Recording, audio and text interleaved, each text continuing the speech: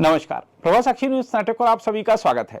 चीन में आयोजित शंघाई सहयोग संगठन शिखर सम्मेलन के दौरान प्रधानमंत्री नरेंद्र मोदी ने न केवल बहुपक्षीय मंच पर भारत की उपस्थिति को सशक्त रूप में दर्ज कराया, बल्कि कई विश्व नेताओं से द्विपक्षीय मुलाकात कर यह स्पष्ट कर दिया कि भारत आज वैश्विक राजनीति का अपरिहार्य केंद्र बन चुका है। इसके विपरीत पाकिस्तान के प्रधानमंत्री शहबाज शरीफ की उपेक्षा ने दक्षिण एशियाई राजनीति में एक स्पष्ट संकेत छोड़ा है। सबसे अहम तथ्य यह रहा कि मोदी और शरीफ के बीच न तो कोई मुलाकात हुई, न ही औपचारिक अभिवादन।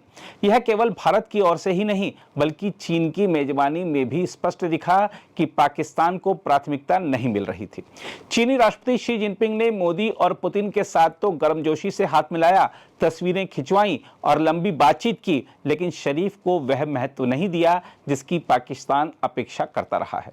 यह घटनाक्रम कई स्तरों पर संदेश देता है। पहला, बीजिंग के लिए भारत का महत्व आर्थिक और रणनीतिक दृष्टि से कहीं अधिक है। दूसरा, यह भारत की रणनीतिक स्वायत्तता और वैश्विक स्वीकार्यता का परिणाम है कि अब महाशक्तियां नई दिल्ली को दक्षिण एशिया का निर्णायक चेहरा मानती हैं। तीसरा, पाकिस्तान की लगातार अस्थिर राजनीति और आर्थिक बदहाली ने उसकी अंतर्राष्ट्रीय साख को कमजोर किया है।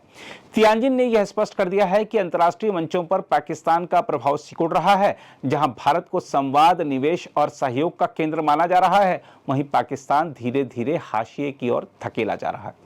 इसलिए यह कहना उचित होगा कि तियानजिन शिखर सम्मेलन केवल बहुपक्षीय विमर्श का मंच नहीं था, बल्कि इसने दक्षिण एशिया की नई कूटनीतिक वास्तविकता को भी उजागर किया है। यह एक ऐसा परिदृश्य है जिसमें भारत उभरता केंद्र है और पाकिस्तान हाशिए पर खड़ा उपेक्षा का शिकार देश है।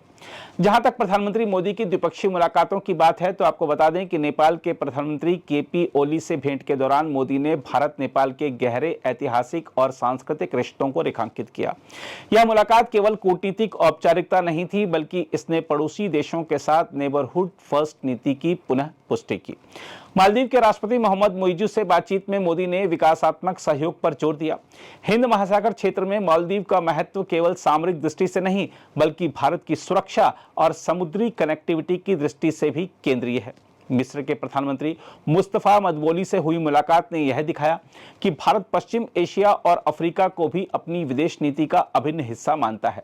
देखा जाए तो भारत मिस्र सहयोग, ऊर्जा, निवेश और सांस्कृतिक आदान प्रदान के नए अवसर खोल रहे हैं। वहीं बेलारूस के राष्ट्रपति लुकाशेंको और ताजिकिस्तान के राष्ट्रपति रहमोन से हुई चर्चाओं में आर्थिक और सांस्कृतिक सहयोग पर बल दिया गया।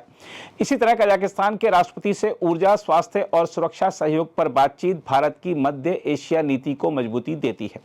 सबसे महत्वपूर्ण भेंट म्यांमार के सुरक्षा और शांति आयोग के अध्यक्ष वरिष्ठ जनरल मिन आंग हालेंग से हुई।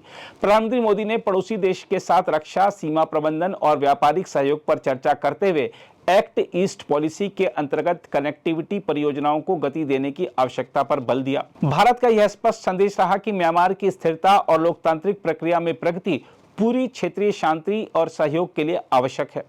मोदी की सक्रिय द्विपक्षीय मुलाकातें इस तथ्य को पुष्ट करती हैं कि भारत अब केवल एक क्षेत्रीय शक्ति नहीं, बल्कि वैश्विक संतुलनकारी शक्ति है। इसके अलावा नेपाल, म्यांमार और मालदीव से मुलाकातें यह बताती हैं कि भारत अपने आसपास के क्षेत्र को स्थिर और समृद्ध देखना चाहता है। साथ ही मिस्र, बेलारूस और ताजिकिस्तान जैसे देशों से संवाद यह दर्शाता है कि भारत वैश्विक दक्षिण की साझा आकांक्षाओं का प्रतिनिधि बनकर उभर रहा है।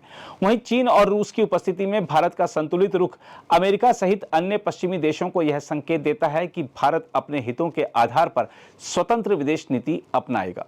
बहरहाल, तियानजिन में प्रधानमंत्री मोदी की द्विपक्षीय सक्रियता केवल औपचारिक कूटनीति नहीं, बल्कि 21वीं सदी में भारत की उभरती भूमिका का स्पष्ट दर्पण है। पड़ोस से लेकर वैश्विक दक्षिण तक और पूर्वी एशिया से लेकर मध्य एशिया तक भारत की विदेश नीति बहुस्तरीय और समग्र बन चुकी है। इस कूटनीतिक व्यस्तता से यह संदेश भी गया है कि भारत अब केवल एक सहभागी नहीं, बल्कि वैश्विक एजेंडा निर्माता के रूप में अपनी पहचान बना रहा है। अगर आप भी लेना चाहते हैं देश दुनिया की तमाम जानकारी, तो आज ही सब्सक्राइब करें हमारे चैनल को। साथ ही नीचे दिए बेल आइकन को जरूर दबाएं ताकि हर अपडेट आप तक पहुंच सके।